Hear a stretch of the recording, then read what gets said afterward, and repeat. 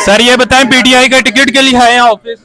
मैं अल्लाह के फजलो करम से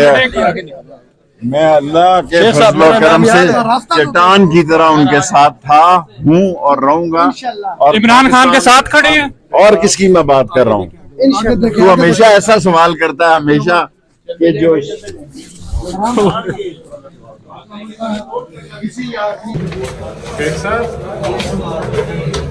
शेख साहब, सर पीटीआई के ऑफिस में आज आप आ गए हैं, क्या कहना चाहेंगे? अचानक से वो भी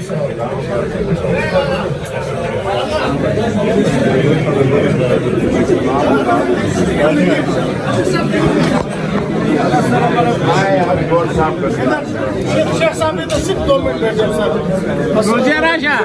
सलाम साहब, क्या हाल है? खैरियत से